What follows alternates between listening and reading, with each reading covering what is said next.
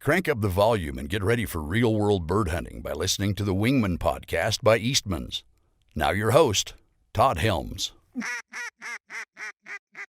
I'm Barton Ramsey and founded Southern Oak Kennels a little over a decade ago. And we import, breed, and train Labrador retrievers from the United Kingdom and Republic of Ireland. And so this is our headquarters, and we send puppies home from here for the next little bit. We're about to actually pack it all up and move and rebuild. Cool.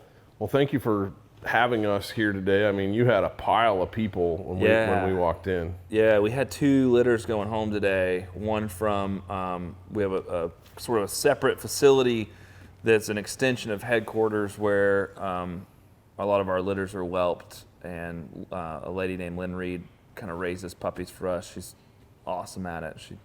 She hates to see them leave. Yeah. And then we had Corey and Carissa from SOK Tanglefoot. They're about 30 minutes from here, and both litters were born in the same week, so we decided let's just send them home on the same day from headquarters. Sure. and combine everybody. So it was fun. We had a lot of people You're here. busy. You're busy. Yeah. We rolled in this morning. You had a schedule laid out for everybody. Yes, and absolutely. you have to. I mean, it's watching you. We just kind of hung back and watched what you were doing and watched the show and visited with folks. But yeah, you were super busy. Yeah, it's a lot. You know, you've got one person, you're in the middle of a conversation, and then you have another guy who just showed up, and you want to make sure everybody feels like they're getting some time with you or with, you know, my wife Bethany helps big time. Right. Corey and Carissa, they know the drill, so they handled all their people. But you got people coming from, I mean, we had Connecticut, 2 people from Newport. When we had folks out west, we had Colorado here. I don't think we had anyone from California, but we had 2 from Texas. I mean, they're making a big trip, so right. You don't want anything to be rushed, and you don't want them to feel like their time was given to someone else. So yeah, it's stick with the schedule and answer questions. And so for the people who are here, you know, for us, it could be just another day, like it's work. You're sending puppies home, but everyone's getting what's going to be their next hunting buddy and family member for, you know, 10 to 15 years, and that's a big deal. So you want to make sure everybody, you know, gets to have the fun, full experience of being here. Well, and I would imagine too, it's like anything, you want people to come back. Sure. You know, you get somebody that buys a dog.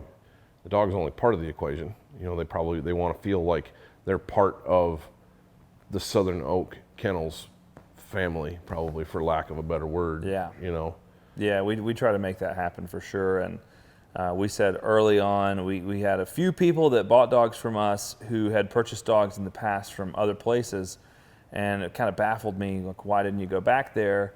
And I told Bethany, my wife, I said, look, my goal with all this is that I would sell these people a dog and their kids a dog and their grandkids a dog. I want them to keep coming back to us because they trust us as a breeder. Yeah. Yeah, that's cool. That's cool. Well, this is a first-rate deal. I mean, we walked in here, and I bought dogs from other breeders.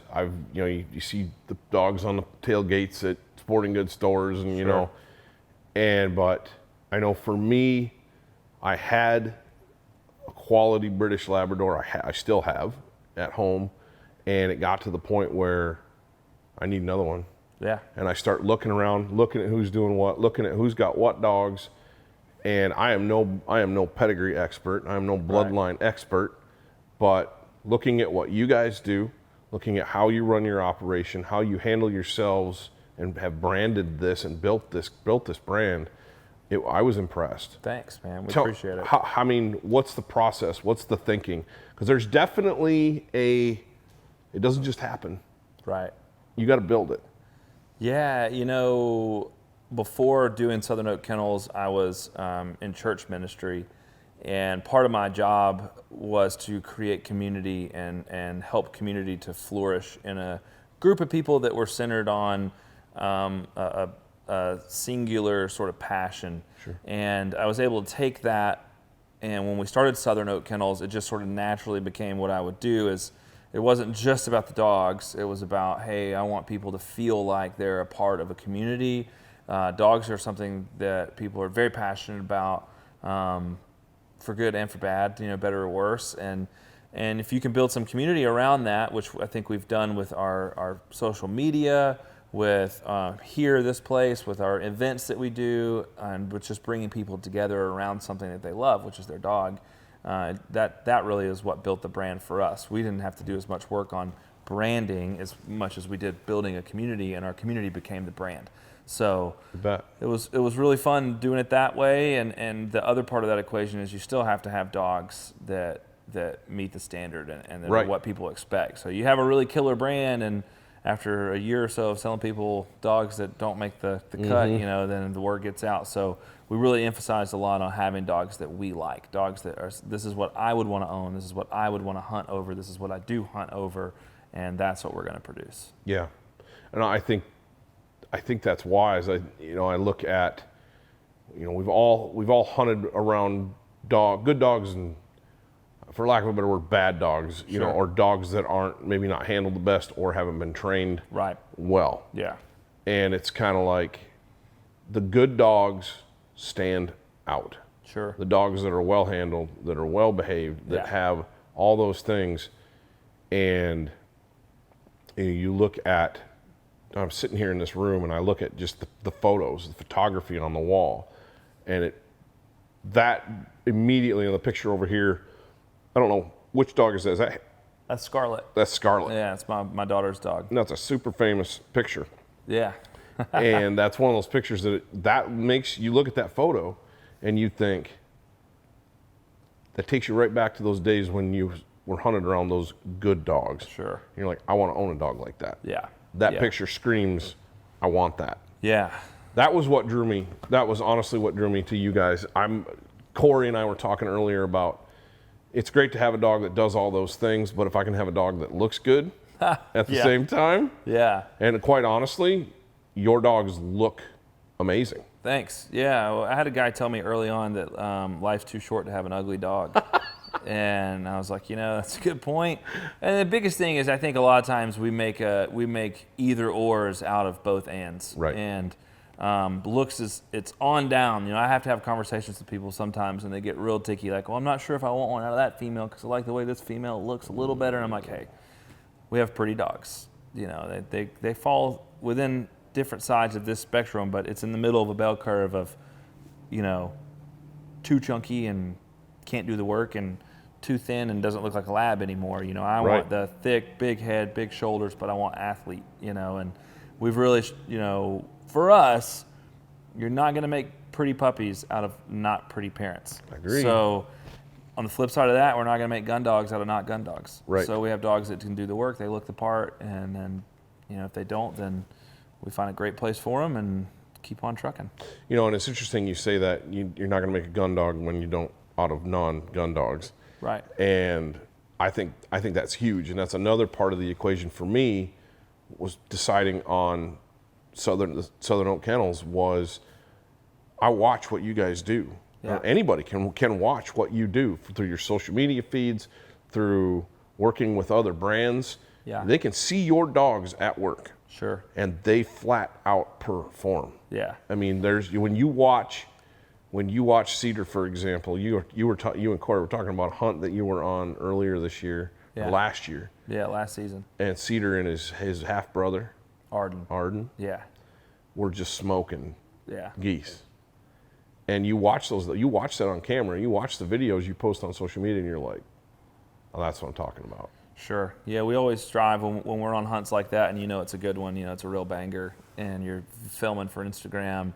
I love to show geese working, cut to the dog during the shot. Yeah. And you've got, I think we had 14 or 15 guns. Yeah, buddy. Everyone's going off, and you got a dog on this end, a dog on that end that don't even move. Wow. And then the next shot is, we're picking up the sailors that, it was 10 below zero that day and sleeting, and you've got 4 birds out of the volley that have now gone at least 200 yards. You know how much time it's going to take to go get those without a dog? So it's huge for me that our dogs are the kind of dogs that enhance your experience in the outdoors, especially hunting. And so I think there are a lot of dogs, like you mentioned, I don't want to say bad dogs. It could be a bad dog, but it could also just be non-existent training, poor handling. There's a lot of things that could come into play, but if the dog doesn't enhance your experience in the outdoors, then you're really missing it. I mean, it's such a fun part of hunting when you have a dog that when you leave, you think, this was a really fun hunt, but it really was excellent because of the dog. The dog made it like worth being out here. Right. And you remember great hunts. You know, I can tell you some hunts I've been on that like, hey, that was a real banger. You know, like we really got into them. But I really remember the great retrieves. Like, man, I'll never forget when that dog picked up that bird, you know. It's funny you say that because we did that father-daughter goose hunt that everybody's seen, a lot of folks have seen. And the hunt itself was great. And it was phenomenal to be out there with my daughter. But I do a lot of that. Right. I'm hunting with my kids all the time. Right. And it was really cool. There were a lot of firsts. There were a lot of memorable moments. But the one thing that stands out about that was that cliff retrieve that my dog did. Yeah. And it's like, and to be brutally honest, he didn't take the line I wanted him to take. He took the most difficult line he had to take. There was a little bit of a draw he could have gone up, would have been easier on him. But still, I look at that, and that's what sticks out in my brain is that one single retrieve. Yeah. And everybody's reaction, of course, you know, of cheering, awesome. and it's like, oh, unreal. Got it. And those are the things. And having a quality gun dog just makes those experiences all that much better. Yeah. And yeah, man, I got lucky with my first one. Sure. It was one of those deals where I bought a lab and dove in, was smart enough to look for good training resources, and had lots of time. Yeah. And I got a hunting dog is what I got out of it. Both parents did it. But it after when it came time for my next one, I went, I want to do this. I want to be more purposeful about this. Yeah. What is it in your mind? What does that process look like? Yeah. You know, I used to train dogs just for the general public when I first got into this, and I trained a chocolate lab that was just phenomenal. Like, he was a great dog. And I asked the guy, where'd you get this dog? And I think he paid $200 for him, got him out of a newspaper ad. And I remember thinking, my goodness, like, how did you wind, this dog's a stud, you know, killing it. I trained dozens of, this dog's probably not going to cut it. You know, like, I'm going to make you a dog that'll go retrieve, but man, this is not. And you know, as I got into pedigrees and breeding and looking at what evaluations there are for different dogs, whether it's here in the UK or whatever it is, you know, really you're rolling the dice. It's genetics no matter what. You know, I mean, even what we do, we're not sewing T-shirts and selling them to people. We can't just scrap the ones that didn't turn out perfectly. And there's genetics, so nature plays a huge role. So what I like to say is, at this point, my job when it comes to the breeding program is to do my best to stack the odds in your favor. So I want to hand you the best possible deck of cards I can hand you, where, you know, we've evaluated health strenuously so that as far as we can tell, we're going to produce dogs with good hips and elbows. Now we've got a breed where that's a problem. You know, it's a real legitimate issue with Labrador, so it's going to creep up, but at a far less percentage than it would if you didn't test parents, right? I want you to have a dog that has big drive, so I'm looking at grandparents, parents, the actual stud, and then grandparents, parents, the actual bitch that we're putting together. Do they have the drive we want to see? All of those things, right? Little things. Do they love water? Are they social? Are they friendly? Like all of that stuff. And so from a genetic standpoint, I want to stack the odds in your favor. And then from that point, as you do the best you can with socializing, and for us, that's an important aspect of it, is we want to find clients, people to take these dogs home that we feel like is going to do them justice, right? We want them to do their due diligence on training and on all of that. So it's a two-way street, right? We're looking at the genetics. We want to hand you a little fur ball that we feel like is programmed to be the best it could possibly be. And we also want to make sure we're handing those fur balls to people who are going to do what we want to see to further the line of dogs. Right. And you can't control every variable in that, but as far as track records go, we're super proud of what we've done so far. And yeah, so for you, maybe you got lucky on your first dog by just accidentally picking a great kennel or a great pedigree. Maybe you got lucky by just grabbing a dog that wound up being a rock star because it just did.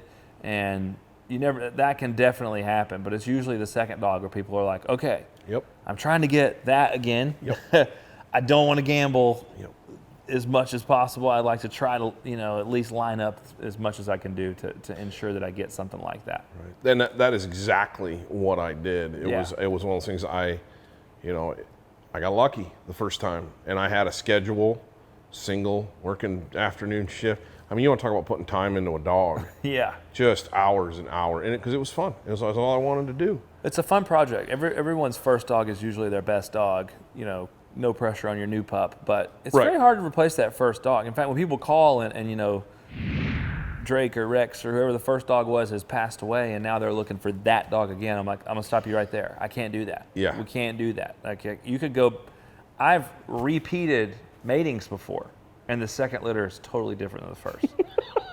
So I'm like, genetically speaking, I did it again, and we didn't get that. But the other part of that is with that first dog, you're usually eating up with it. Right. It's like I want to be out there training. My first dog, my first lab, Maggie, she's up in the house. She doesn't work much anymore. She's older, but man, I put so much time into that dog. And genetically speaking, she's very nice, but I don't know that she's as nice as some of our other dogs, or if it's just that I put so much time into her that she wound up being phenomenal. Yep. And you get to the second one, you're like, oh, well, we'll get to that when we get to it. And you got kids and wife. It's funny you say that, and because that's kind of how it rolled. It was kind of like, well, time for another one. And I was much more deliberate with the second dog, and ended up with a phenomenal dog, and had time. But this one, I told my wife before I left, I said, this dog, he's going to get all the work that I can, he's going to get the work. There's not going to be a problem about that. But I said, this dog's got the deck stacked against him because he's got a young family, little kids. He's got a lot of competition. Yeah.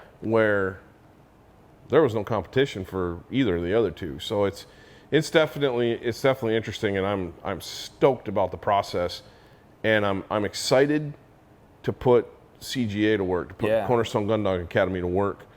What are some of those first steps that I can expect? Man, what's great about Cornerstone is with the program that you're in, 52 Plus, you've got our original complete Gundog Academy, which has a module called Success with Your New Puppy. And it's going to have crate training, videos in a PDF, common issues in the first week, proper socialization, what to do about biting, like all of that, right? And then you've also got on the 52 Plus side, Josh recording himself doing all that with Violet and recording these videos for a week as like, hey, we're struggling with this is what we're going to do. Hey, we're trying to teach her this is what we're going to do. So everything starts from the time you come home with proper socialization, proper introduction. By socialization, I just mean teaching your puppy that these things that it encounters in the world are good, positive things that it can be excited about, right? Other people, other tastes, smells, noises especially, water, decoys, calls, whatever it is, the dog needs to learn these are great things. And you do that by associating them with a positive. And so Cornerstone really walks through a lot of that with puppies and puts you on a proper schedule. And then even for the family, one of the benefits is you've got an app, you've got videos on the computer. You can say, hey kids, this week with Fido, here's what we're doing. So if I'm at work and you guys are home, just remember, here's kind of the rules. And we watch this video together, and then they're on the same page. And then they get interested in seeing the progress. And it becomes less about like, hey, we want to dress the puppy up like a baby doll. Right. And more of like, hey, we have a goal with this puppy and we're all involved. So it only works if we all get on the same page. It can be super helpful for that. So funny that you say that, because my old dog that I've got now, the kids were just kids. And my kids are small. Yeah. And they're just now getting to the point where he will listen to them. Yeah. Where he's like, okay. Yeah. You've passed me in the pecking order here. Yeah. Kinda. Yeah, and it's really been interesting to watch where with my oldest, he will take commands from her and they can like go and throw the ball in the yard and do those types of things where in the past not at all. Yep. So I'm excited for that, because I'm like you just lined out exactly how I'm going to do this, with sit down with the kids and be like, guys, these are the things that we're working on this week. And they're going to see, obviously, me doing it, but it's going to be mom's involved. Both daughters are involved. Yep. It's going to be awesome. And one thing to encourage you is, that little pup that you're taking home, I mean, he's not little. He's he's a baller, man. Like he wants to run the show. Right. And that's not a bad thing, but those puppies go into a home environment. Of course, everything's new, and they're establishing an order, a pack order. Where am I? And if you're not careful, you can be the leader, and everyone else is beneath me. Right. So I don't listen. I pee on the kids, or I bite the kids, or I terrorize the kids, and they can't tell me anything. So getting your kids and your wife on track of, not being harsh with the dog, but just, hey, I can put you in your crate too. And That's right. I can tell you when you can and can't eat. And like when you establish those things, life's a lot easier. Yeah. I think that happened a lot was revealed a lot anyway when the pandemic started.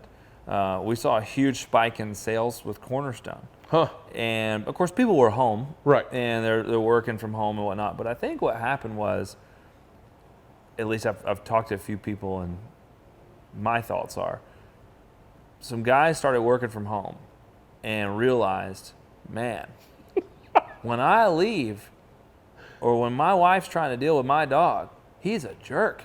Like what is happening? Out in the field when we're working, he's all engaged and everything, and then all of a sudden I'm working from my office and she's in there yelling because he won't get off the counter and whatnot, and just realized like the order wasn't there, the structure in the home wasn't there. And I think we were able to help a lot of people out from that. Is a really interesting commentary. Yeah, a wife being like, "See, I told you this thing doesn't listen to me," and yeah. Anyway. So you could probably use it on your kids too, then. I don't know about all that. They frown upon putting kids in a crate, just to be honest. Oh man, no matter how tempting it might be. Yeah. Oh, that's funny, but yeah, that's one of the things that I was excited about, because my wife asked, in the process, she asked, "What are you going to do? How are you going to train the puppy?" Yeah. And, you and I have had conversations, kind of what my background was old school, and you said, I asked you very early on, as we were getting to know each other, I said, this is what I use, these books. And you're like, oh yeah, those are good books, but, a lot's changed since 1953. Yeah. And I remember at the time thinking, well, like what? Training a dog is training a dog. Sure. And the more I've dug, the more I've listened, the more I've watched, I went, yep, I'm totally on board. Yeah. And it's not bashing any old methods by any stretch. I mean, that's what the best people did with what they knew. Right. It can definitely still work, and I think there are so many things from people who've did this 100 years ago and 50 years ago that we can learn from. And it's not reinventing the wheel, man. So much of it is from piggybacking on what people have been doing for years and years and years. But it is also the case that we've understood more about animal behavior, and we've understood more about how to get the best results. So the question isn't like, will that work? My grandma's 1991 Toyota Corolla will get me to work, if I need to take it, but it's not the best way to get there, and not necessarily the most reliable way either. And then there's lots of ways. And then at the same time, you got to deal with what are these dogs, pedigree wise, what's the best method? How has this pedigree been trained? So the titles that have been earned all the way back in your pup's pedigree, what took place to get those? And how can my philosophy most align with that, with what those guys are doing? So, yeah, different strokes for different folks on the methods, but for Cornerstone, for a guy that's taking a dog home with his family, wants to have a great gun dog who's super steady, will mark multiples, run good blinds, but also be a great addition to the family and have, obedience to me is so important. Oh man. And it's the cornerstone that we build from is obedience, and it's the foundation of all retrieving problems. My mentor used to always say that 90% of retrieving problems were obedience problems. Yeah. And I firmly believe that. So to be able to establish that with your family, I think it'd be awesome, man. I can't wait to see how it goes. I'm excited. I'm excited about it. It's going to be fun, and I do.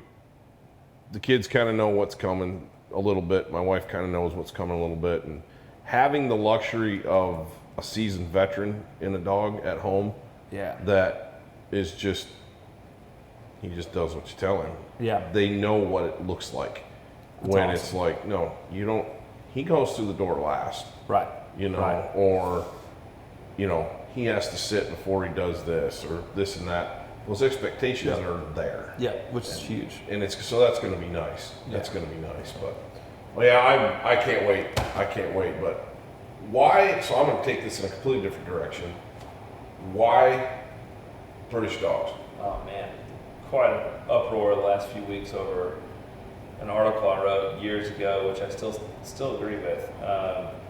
I am not the guy who's ever going to be against American dogs or like trash them. I think there are those guys, whatever on that, you know. I think that what American Labradors have proven that they can do, and when I say American Labs, I really mean field trial dogs. Right. Is unbelievable. You know, it's super cool.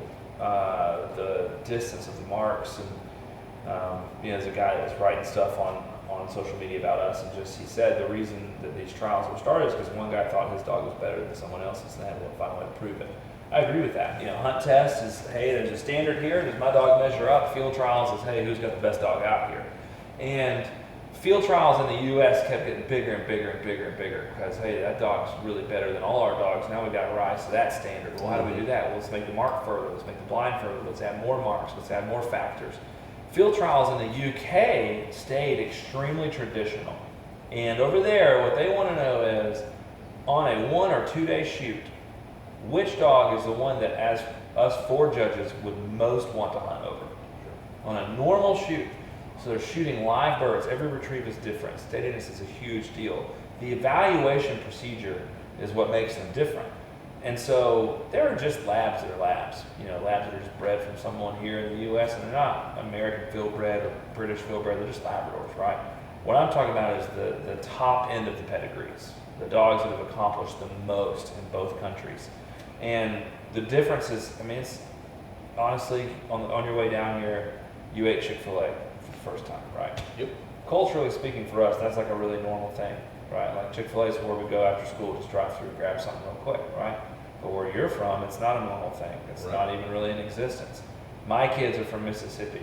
They like things, talk about things, and interpret the world a little bit differently than kids from Connecticut, right?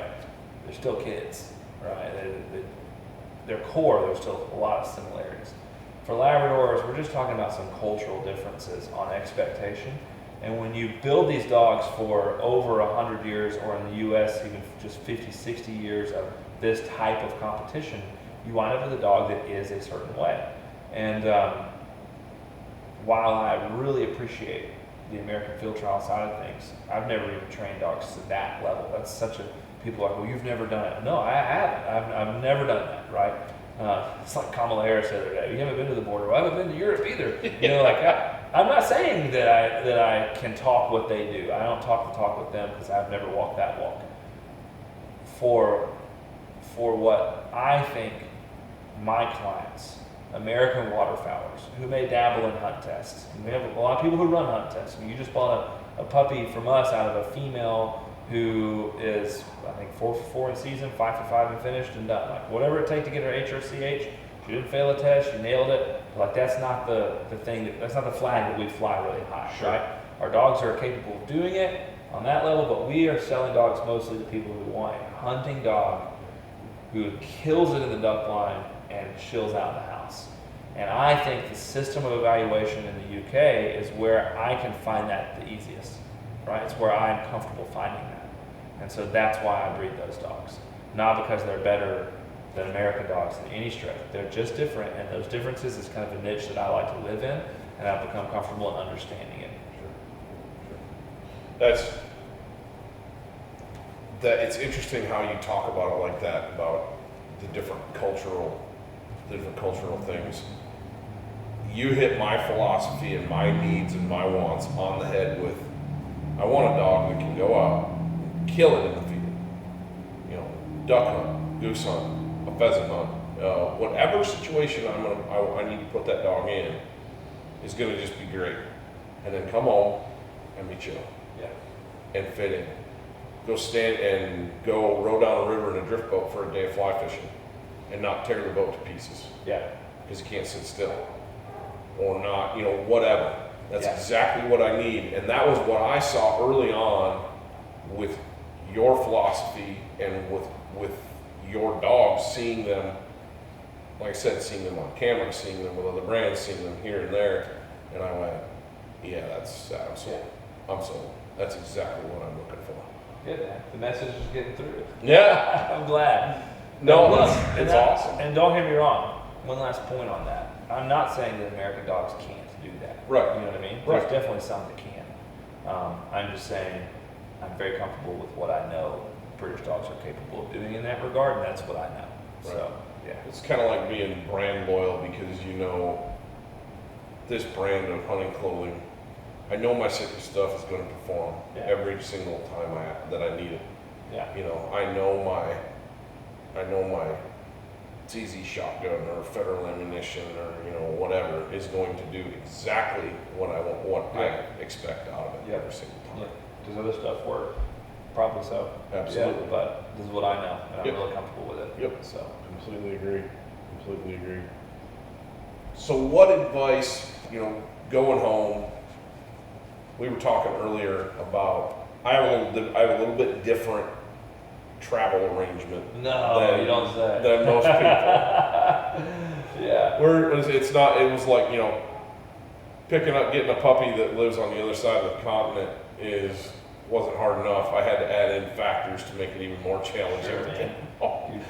You drove a massive sail through a windstorm, Yeah. It's been crazy, and then Google routes us through Arkansas, through roads that I really don't think were made for anything but maybe a Model T Ford. Yeah, no joke. And so we're looking at some of the things we were talking about earlier. Is obviously the puppy's got to stop. He's got to eat. He's got to eat. He's got to drink. He's got to go to the bathroom. Yep. We got to take care of his needs, right? And I can't stop that thing just any place. Sure. It's more like an airplane. Yeah. At this point. Yeah. It's gonna, instead of a 6-hour flight, I'm gonna a 2-day drive. Yeah. Because what are some of the things that we're traveling home now that obviously something that we talked about was when you pull into a rest area or a gas station or something like that, you don't want it to, because these puppies have only had one round of shot. That's right. They're not fully vaccinated. So you don't want to just take them over to where every Joe Blow's dog has done their business in the grass, whether they picked it up with a poop bag or not. Yeah. There's a lot of stuff out there, and you don't know who's been there and what's laying there. Yeah.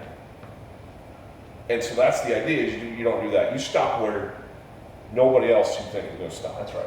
And with the bus, or even without, for me, it's finding those places where no one's going to be mad at me because I have a little bitty puppy in the grass. For you, you've got room to turn around the bus, room to stretch your legs. I'm usually on Google looking at the exit trying to find like a large church, right? Because I know church folks, they're usually really nice. They're going to be excited to see a puppy. They're not going to care that, they're giving and sharing and kind.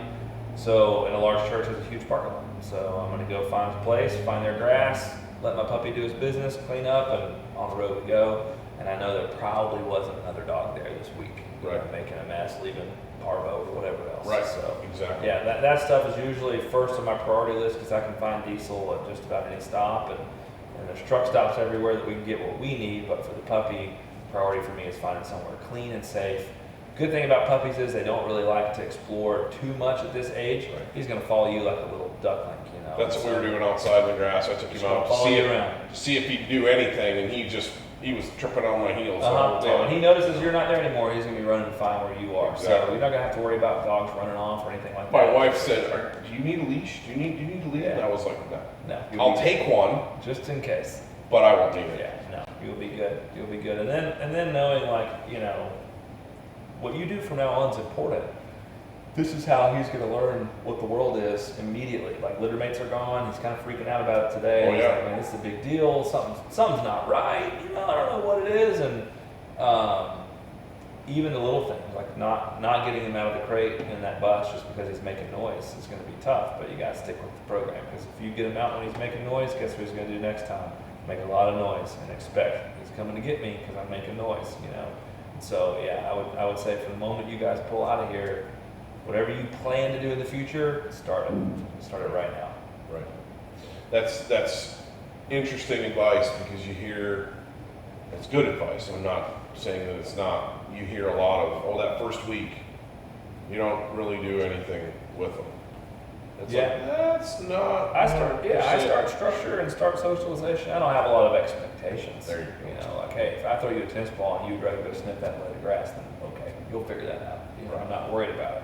You have a lot of people the first week like, my dog doesn't want to retrieve. I was like, well, he probably doesn't even know what the world is. So, yeah, just don't worry, you'll be all right. Well, and you have, I don't know, you still have your personal dog, Vader. He's with my friend Brian. Okay. Who has Wild Wings where we hunt. So. But you didn't start him down the path. You kind of did something, if I remember correctly. He just chilled out. Yeah. I socialized him, gave him a few tennis balls. So yeah, he's picking up ducks in the woods now. Cool. Yeah. But it wasn't like you jumped all over it from, day one. I don't do it with any of my ducks. Not anymore. In the UK, they'll throw tennis balls with a dog until they're 7, 8 months old, and they'll start training them. Interesting. Yeah. What's the philosophy behind that? They just don't think they're mature enough to really handle it. Not in a hurry.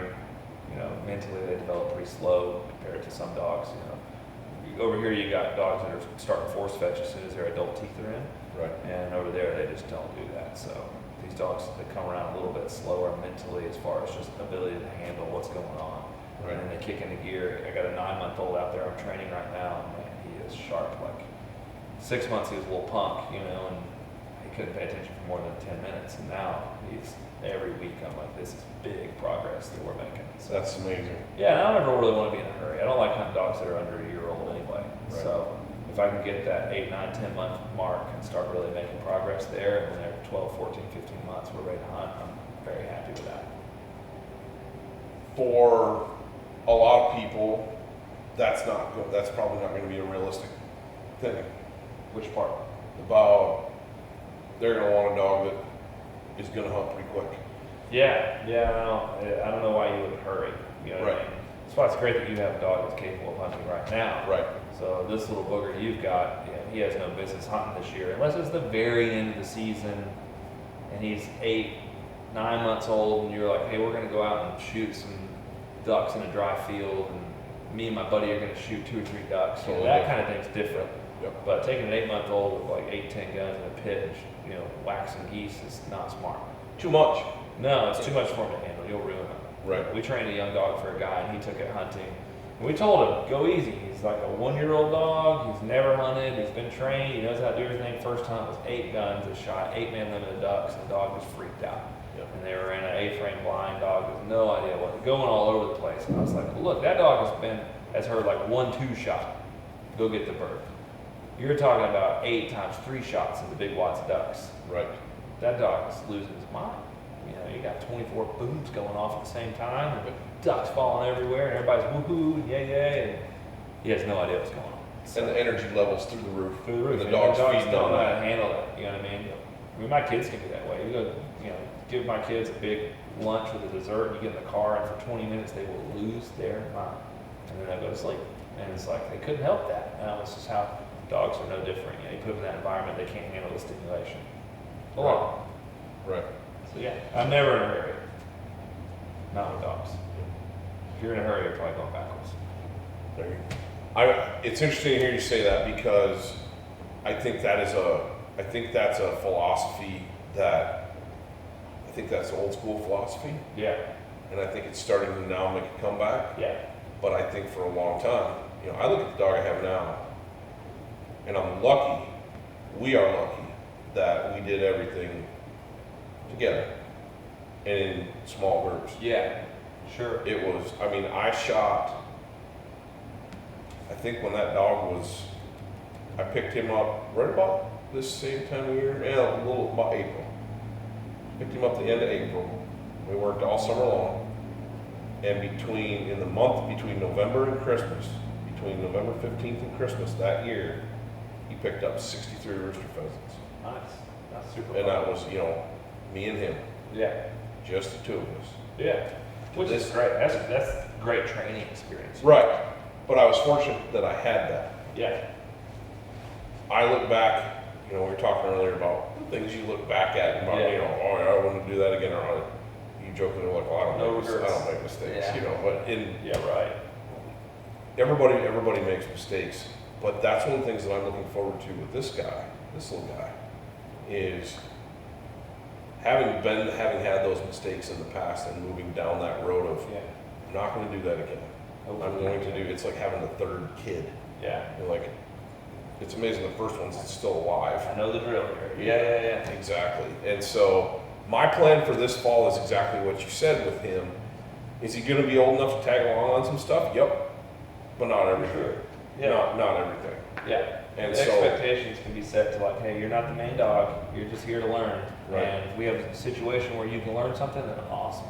We actually had the benefit of having our cameraman got a pup last year, and that's exactly what we did with her.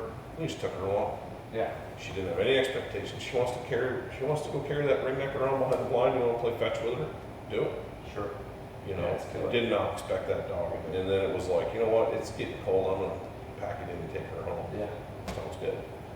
I'm looking forward to that. But I'm excited for the trip home. I'm excited to get this process started, and I'm excited about the puppy. He is everything. Just looking at him, I'm going, that dog is stunning. Yeah. You told me on the phone, you were like, dude, your dog's awesome. Yeah, he's nice, man. My vet called. I hadn't seen him since they were little. I went and checked on them when they were like 2 or 3 weeks old. I just get updates from Corey. Sure. They're killer, they're this, they're that. My vet called. She was like, those Fia pups were really nice. I was like, that's good. And she paused for a second. She said, I definitely picked the black one. And I was like, oh, boy. When you called me or you texted me, or like pups were born, smaller litter than what I was anticipating, but 2 black parents.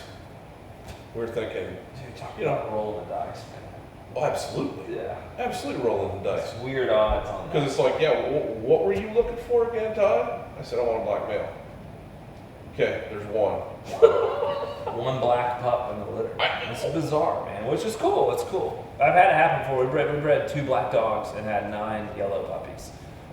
Just never know. Yeah, but I mean, what you're genetically speaking, those are both black dogs who carry yellow. Right. So it's weird because they're both contributing a gene, and you've got kind of a 50-50 shot at yellow from here to here. The problem is, like, if either parent gives black, then the puppy will be black. So you've really only got a 1 in 4 shot of a yellow pup, right, in the Punnett square. Right. So 4 of the 5 rolled that 1 in 4. That's insane. Take that to the casino, buddy. Right. Wild, isn't it? I want to stop by a lottery ticket on the way home. Yeah, nature's weird like that. It is. It's so weird. Yep. Well, that is super cool. Well, I'm going to get out of your hair. You've had a long day already. I've had a big day, but it's been fun. No, I bet. And thank you for taking the time with us. Yeah. I appreciate it. And hopefully, you and I are going to stay in touch through this whole CGA process. Can't wait. And so my plan with it is that I don't think I will record a video every day, but I'm going to record every step in that process. Yeah. And then maybe once a month, once every couple weeks, you and I'll get on Zoom, whatever, talk through it, and we'll walk through it. So we can, like, what are you seeing? What can I help you with? Or, man, Barton, these 3 things are going really, really well, but I'm struggling with this. What's your advice? Break it down for me. Perfect. I'm looking at you as the puppy coach. Yeah. On this one. I love it. That's good, man. I'm excited. Excited to see how he turns out. I'm excited to hear what you end up naming him. And and it may stay what Corey named him. I don't know. I'm not gonna say it. I do too. But It's gonna be good, and I'm excited to see your trip home, man. I'm excited. Your eyes look real tired on the way here at the end of those stories, so I can't wait to see on your way home with this puppy now. You looking like a total zombie. Yeah. Trip home, man. It's gonna be great. I tell you what, we drove that first night. We left at 7:30 in the morning. Mike picked me up, and we drove all the way across the state of Wyoming, because we're in the northwest corner by Yellowstone. All the way across South Dakota. Yep. All the way down to Iowa, to Sioux City, Iowa. Yeah. And I looked, we were stopped at a big truck stop, and I looked like, we were gonna keep going. And at this point, I hadn't driven that bus, that motor, whatever it is, land yacht. I hadn't driven it hardly at all. And to jump behind the wheel when you're dog tired and it's night, Not good. and the only thing on the road is semis, Yep. I'm like, Time to turn in. I looked at him and I said, dude, just let's crash for a couple hours. Yeah. Get freshened up. We hit this thing in the daylight. I'll drive. Yeah. And that's what we did, Sweet. and it worked out. Perfect. And then, and I think we're gonna do a different route on, Yeah. on the way home. Yeah, I wouldn't do that Arkansas route at all. I'd just go up to St. Louis. Yeah, I was gonna ask you about that because you've traveled and you've been all over the place. Yeah. When it routed us through Arkansas, I'm like, It's not a good route. no, No. 55. maybe in a passenger car. It's not even fun doing that. I did an ice storm in a truck one time. We drove all the way to Bozeman, so it's a long way. Yep. I know the route. Yes, you do. It's a long way. So All right. enjoy it, man. Thank you, sir. I appreciate it. Can't Appreciate wait your to time, and it was great to meet you. Yeah, likewise, man. Appreciate it.